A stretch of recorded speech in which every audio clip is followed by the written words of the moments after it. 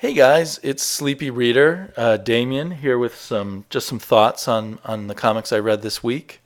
Some of this may be a little repetitious if you watch me on the Comic Talk podcast because I talked about some of the books I'd read. I hadn't read them all yet, and I gave a little bit of talk about them. And I also did a standalone video on Batman Detective Comics 900 or Detective Comics 19, but done as a triple size issue because of the landmark 900th issue of one of the most important comics of all time, in the American superhero genre anyway. So I won't repeat myself on that. I just wanted to mention that I now have read the Bane story, the one story in the comic that doesn't tie in with the regular detective comics storylines.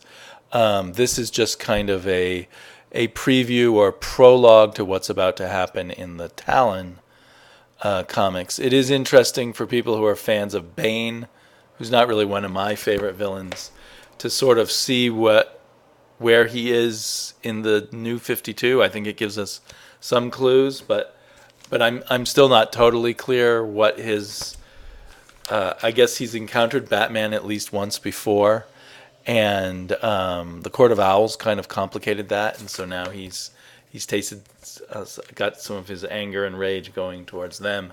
So you can see how that will dovetail if he comes to Gotham to try and take out the Owls. How that could dovetail with Talon. Yeah, so that'll be interesting. I continue to really enjoy this issue, even the pinups, which is a kind of thing that sometimes I'm kind of cynical on.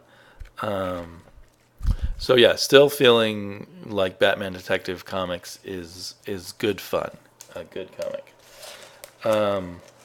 Not a must-have unless you just want some fun Batman.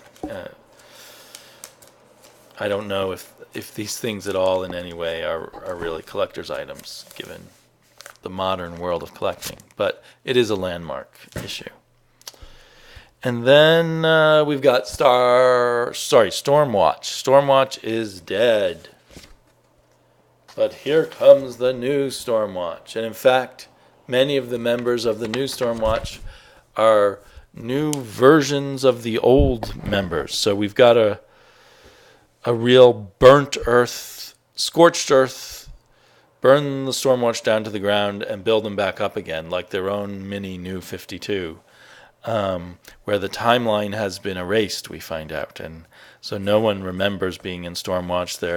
They're subtly or not so subtly different people than they were before. And we see this member of the Storm Council planning with some mysterious person, who is dressed all in black and wears a helmet, so we don't know who he is, on their rebuilding of Stormwatch, putting together the team. So we see all the heroes brought together, some of whom I know who they are, some of whom I don't. And we got a little bit of action, but mostly, there's the action where the engineer fights these giant, fat, muscular guys in South Africa. We get some hints of how the what's the Stormwatch spaceship called? My brain. It's late at night and my brain is a little fuzzy. But anyway, we got some hints at how that's run. Like it's run by lots of robots, plus has that strange creature I just showed you, kind of controlling things. And so we get the gathering of the heroes and then the planning for their first mission. So other than a little bit of, around the edges, weird Jim Starlin-ish stuff, it's also a very basic, very old-fashioned, look, here's a bunch of colorful heroes. We've gathered them together. They all agreed, for whatever reason, to be part of this group. They all assume this group is doing good, and they're being sent off on their first mission. The intriguing thing is the first mission is not going to be on Earth, but in deep space. And it looks like next issue they will be encountering Lobo. Maybe he'll end up part of Stormwatch, or maybe just someone they fight. So far, even though, historically, I'm a huge Jim Starlin fan. So far, I can't tell if him taking over Stormwatch is going to be any good. This was kind of an issue, I'm sad to say. But I still have hopes that he's got something interesting coming. There's this character, the Weird, who I feel like I've seen him before somewhere, but I don't really know him. That might be intriguing. And a few of the other characters might be intriguing. It's hard to tell where they're going with them yet.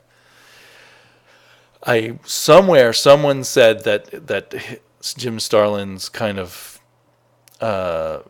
marching orders on Stormwatch was to make it more like the old Wildstorm Stormwatch. And I only know Stormwatch via their later incarnation, the Authority.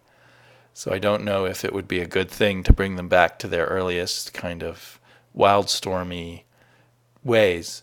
The earliest, to me, the early image in Wildstorm is, hey, look, superheroes. Hey, look, splash pages without much content. So hopefully it's not going back to that. Phantom Stranger, I picked it up as I'm picking up a lot of things that I'm just slightly interested in this month because of the fold-out covers, because I really enjoy those. So that gives me a reason to just go for it and try out things. And on top of that, I'm a big fan of Gene Ha and Xander Cannon from their work on, what was that, Alan Moore? Top 10. On their work on Top 10, the Alan Moore ABC comic. That was so good. And the art is really excellent in here. I was not at all disappointed there. Because I know some people really like the Phantom Stranger. There's a small hardcore fan base for him, for the current Phantom Stranger run. So I really do keep wanting to like it, but it keeps having stuff that really irritates me. And here, I think it's a big part of it is the religious aspect of it, not because I'm anti-religious. I have a strong Catholic background, and I'm currently not into organized religion, but I have a feel for religion, I think. But apparently still, Phantom Stranger is taking his marching orders from God, I think, who appears to him as a terrier or some kind of dog, and which is kind of funny, but it still just makes no sense to me that if it's God telling him what to do, that God just constantly leads him to betray people in horrible ways. I mean, it just doesn't jibe with any of my ideas of what God in our Judeo-Christian tradition would be like, nor does it just make a story kind of sense to me. Maybe it's not God. And if it is God, a kind of infinite, all-knowing God, how come, I don't know, like the Phantom Stranger's looking for his missing family. How come, if God is just totally manipulating things, God is not a part of why his family's missing? Maybe the devil's involved there or something. I don't know. It's just such a weird concept to me, and they emphasize it. The issue starts in a Catholic church and has a conversation with the priest who quotes C.S. Lewis at him, who is not Catholic, but I suppose a Catholic priest might quote him anyway. I don't know. But it just seems, all of that part seems a muddle to me. The Phantom Stranger is still a cool character, and I hope that this eventually goes. I might try some more issues because I like the art so much, and I hope that it eventually jibes a little more, makes a little more sense. So that's my take on Phantom Stranger. Sorry for those of you who think it's the cat's pajamas. Green Arrow, the third issue of the new creative team, was still very enjoyable. Pretty cool. One of the cooler fold-out covers. The art is still really great. So, and the story is involving. I wouldn't say it's the most brilliant story in the world, but it's a good, gripping superhero story with a lot of character stuff, and you really want to know what's gonna how it's gonna work out. Little details bugged me here and there. Maybe a problem with the artist, but here is the Green Arrow. His rope has been cut off on him as he was swinging across the middle of the street in this skyscraper Grand Canyon type of situation, which there is some of that in Seattle. So I guess that works since it's all set in Seattle. But so he's falling backwards in between two buildings, and the very next panel, he is grabbing a hold of a ledge. And that doesn't work at all. And I guess it's just comics, and probably in the olden day comics that happened all the time, I guess. But in the better comics, even the old days, you'd sort of see the hero do some flips or something to get himself over to the ledge. I just want to see what Green Arrow does to save himself from this situation. I don't know if that's laziness on the writer's part or on the artist's part. And later we see some cool stuff when Green Arrow's falling and he shoots an arrow that makes this big pile of goo, and then they land in the goo. I thought that was very cool. And you can see how cool the artwork is in general. The other weird, the art, as you can just see on the cover, does not make people super muscular or anything. It makes them kind of average, in pretty good shape looking people, but not super athletic looking, beyond at the far end of athleticism or anything like that. So it does make some of this stuff a little harder to buy into. And another thing that happens in this issue is the Green Arrow gets shot up with lots of arrows. But given that he looks kind of flimsy and everything, it's a little harder to buy into the idea that he can survive and keep fighting and everything with all these arrows shot through him. And then he just yanks arrows out, which I think is the worst thing to do. And again, I suppose in comics I shouldn't be questioning these things, but the realism of the art sort of set me off. You pull the arrow out, the barb rips a huge hole in you, and then you bleed enormously. So the worst thing to do is just to rip the arrows out of your body. I think you're supposed to break them off and leave them in until you can get a surgeon to take them out. But maybe I'm definitely overthinking it. It was a very enjoyable issue. The art is excellent. I liked it. I liked the coloring when he colored himself a little better, but this colorist is definitely a really good colorist, Marcelo Mialo. So it could be 9 out of 10 other colorists wouldn't be nearly as good. So it's a real pleasure visually, a real treat. But it's just kind of interesting to me that the added realism makes me question certain comic booky things, and makes me want a little more detail in the action of how things work out, the physicalness of things. Swamp Thing is a sort of soft reboot. I mean, this follows up with the continuity of Snyder's Swamp Thing, but at the end of Snyder's run, in the beautifully done issue 18, which I only went out and got because of Harry Monster, so thanks to him I got to read a great issue of Swamp Thing. That kind of really closed the chapter, and we do have Swamp Thing in a totally new phase here, and we're just beginning to learn what he's like as he's more removed from his humanity. His human body is not, I guess he's in a sense back to where Alan Moore put him. He's just a plant who has the memories of Alec Holland. He's not Alec Holland again, which is a spoiler, I guess, of issue 18. If you haven't read that, I apologize. The new artist, Kano, does a good job. I would say at the times the coloring could have been even stronger. It wasn't bad coloring. but there's a certain monochromic feeling to it that was a little less than ideal for me. There was kind of an interesting encounter with the Scarecrow and a good promise for more next issue. But at times the issue itself was a bit slow because we spent so much time in captions hearing the Swamp Thing's thoughts. And it always, I think, is better if we could get more of a sense of where he's at by seeing his actions and not having him tell us his feelings quite so much. But a small quibble. This is definitely something I'll continue to follow. I think it's something I'll continue to follow.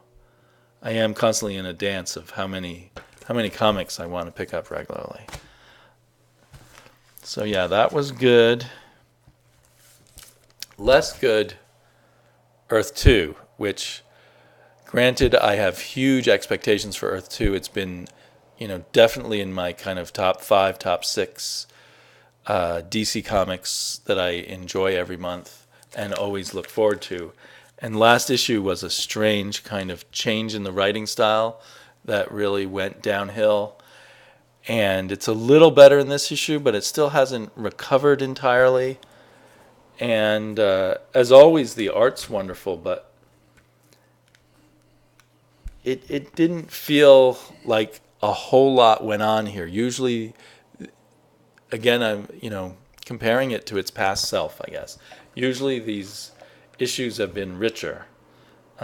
We do have the appearance of Mr. Miracle and Big Barda for one splash page. I think they were just inserted there as a teaser for later issues, but also so that they could put them on their WTF cover. I'm not too thrilled with the redesign of Mr. Miracle's costume, and Big Barda here looks nothing like Big Barda in the book, so that's a little... The artist, it's not Nicola Scott drawing the cover. So that's a little odd, but just a little hiccup, I think. I kind of like the way Nicola Scott has drawn Big Barda. She looks pretty cool. Big Barda is one of my favorite supporting characters, especially out of the old-time Jack Kirby DC work. Anyway, we get a few good moments with the Flash. The scenes with the Flash's mother are a bit cheesy, I thought. We learn a bit more about Carol Wotan and how she was originally a woman and travels. Every time she dies, she's reborn in a new body and can be a woman or a man. And the only way, it's just her strange greenish-gray skin color that follows her through all these lifetimes. And I guess we get kind of a variation on the Minotaur in the maze. This monster is a bit like a Minotaur, I suppose. And this Tower of Fate is like a giant M.C. Escher maze inside, which at times allows some cool Nicola Scott artwork. So this issue for me is kind of in a holding pattern, and I'm just hoping it'll break open and be good next issue, as Dr. Fate is now, fully a superhero, and this next issue will kind of end this little mini arc, I believe, and then we'll get back to Earth and back to the stories. There are all these rich threads that we've kind of not dealt with for a number of issues about the Green Lantern and his discoveries about what happened to his lover, and about Hawkwoman, and about the Atom, and the goings-on with the evil Mr. Terrific, and then the Mr. Terrific from our Earth. Anyway, there's all this stuff, and it's kind of... it makes me a little nervous that James Robinson might be just he's thrown out all these good plot elements, but then he keeps feeling he has to just keep going on to the next plot element rather than ever wrapping things up. And I hope I'm wrong there. And it's been so good. The first 9 issues were so great that I have a certain amount of faith that they can get back on track. And there's one of my regular DC comics that I bought and just now realized I'd forgotten to read yet, which is Dial H for Hero, another one that I'm jumping back on just because of this month, giving me an opportunity to try out things and enjoy the bonus covers. This fold-out cover looks really cool. Actually, it's my favorite one. Brian Boland is a brilliant cover artist. I'd love to see some interior work by him again. It feels like it's been decades. So, yeah, I will read this later. And then outside of the regular DC, I bought this Fairest because I'd heard that I kind of was taking a break on Fairest, but I heard that this was a one-shot, and it was. And it's an interesting thing about the fox and this tree woman and their attempts at romance. It's a very light thing. If you were reading Fairest, you could skip this issue. Maybe there's some little detail here that'll turn up later. It was a fun enough read. I didn't mind reading it, but I also didn't say, wow, what a great story. It was just a very... it kind of makes some references to Aesop's fables, and so it's kind of a wink, wink, nudge, nudge. Here's a little bit of an Aesop fable about adult dating amongst fairy tale creatures. It was a bit funny. It was funny here and there, and the art was nice. So yeah, it's an okay, solid issue. You can take it or leave it. And then one of my favorite of the Image comics, it's hard to call this one of my favorite comics because I enjoy it and I really look forward to it every month. It has cool art. I'm talking about, of course, about Great Pacific. It has cool art and a wonderfully unpredictable story. And a totally unique story. I don't think I've ever seen anything like this in a novel, in a movie, in TV shows, or a comic book. So just a very unique story. We continue the sort of little twists and turns, or big twists and turns, for our hero, Chad. I think his name is Chaz, and his attempt to turn the huge island of garbage and plastic in the Pacific Ocean into its own sovereign nation.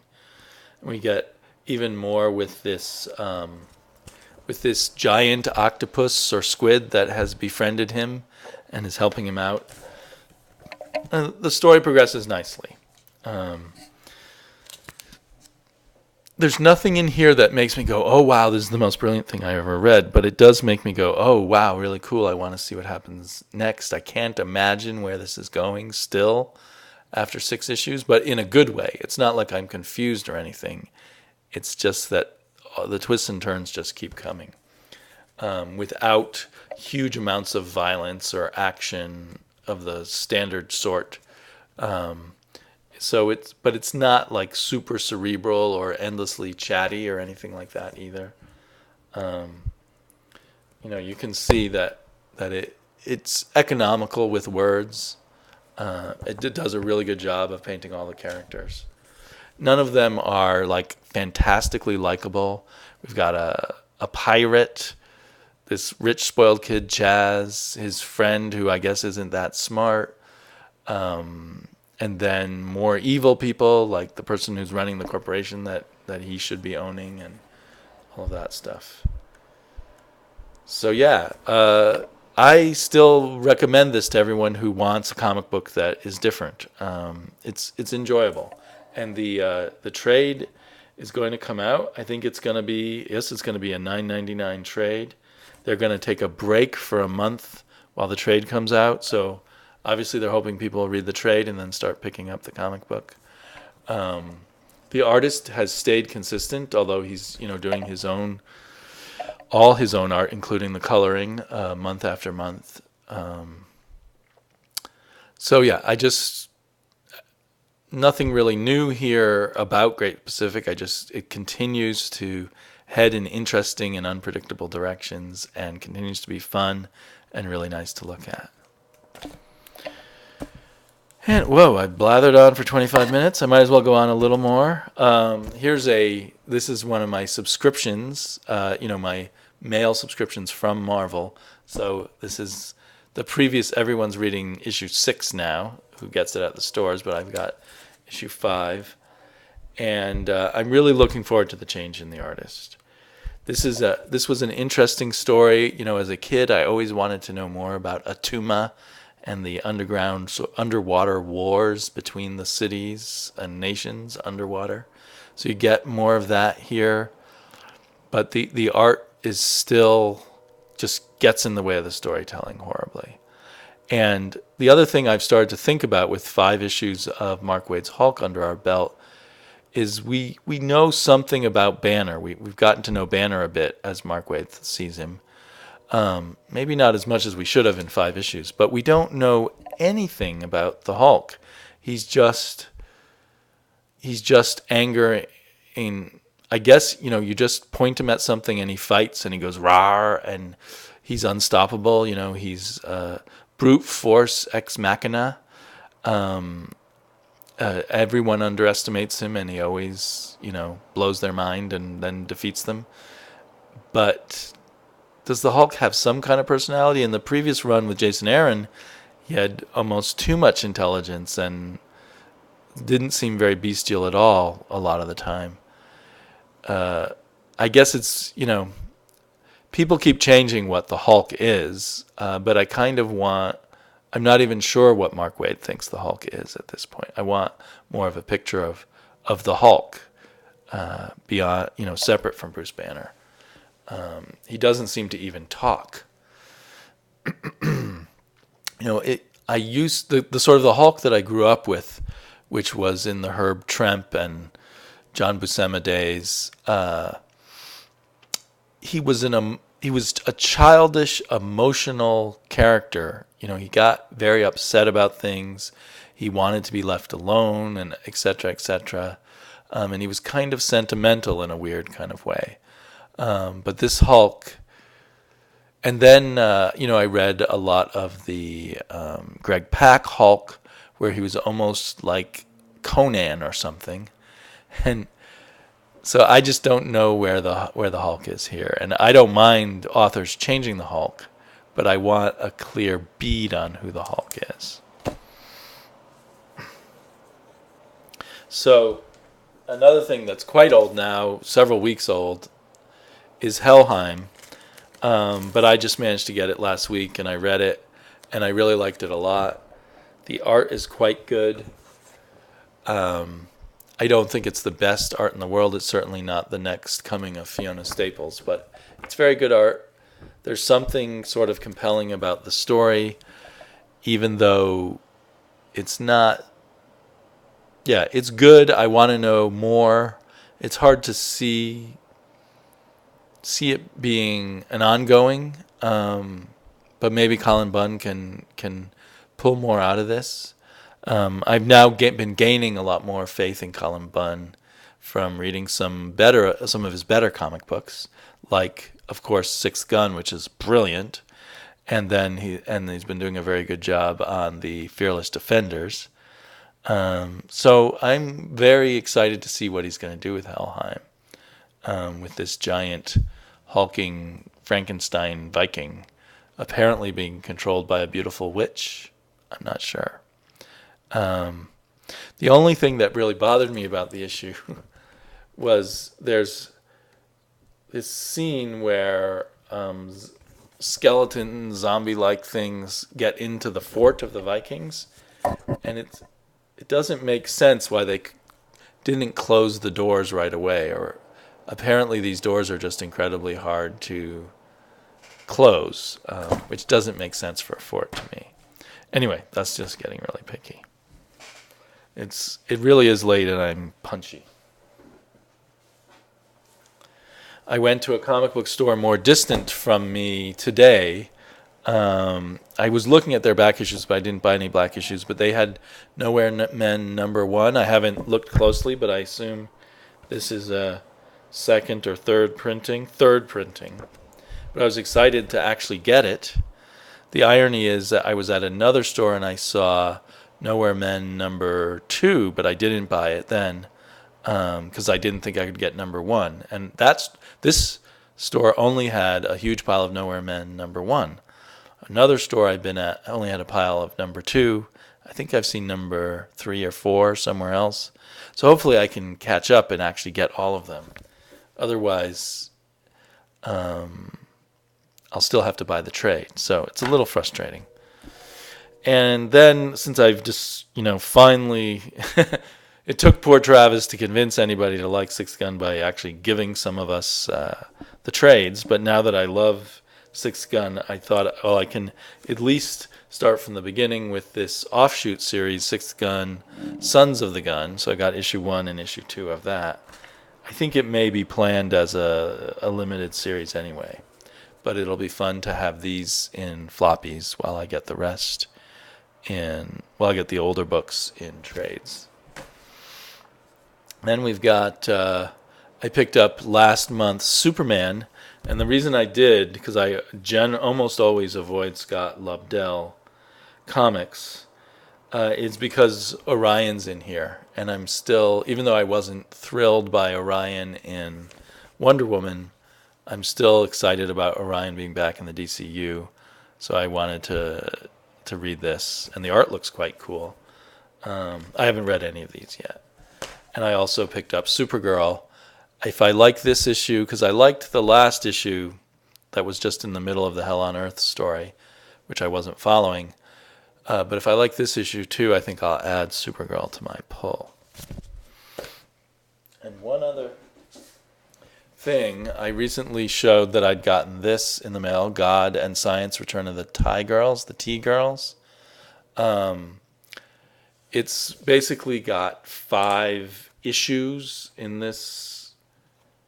here, and each issue begins with a cover of like a Silver Age T-Girls comic, and then the sort of somewhat more grown-up adventures of the T-Girls. My daughter and I have just read the first issue in here. My daughter just barely held on with me reading a fairly wordy comic book that doesn't have a whole lot of action, has a lot more explanation in it. But she was really into it because it's all about these female, it's like a universe of all female superheroes, so that's just really cool for me and my daughter to read. There's the T-Girls and the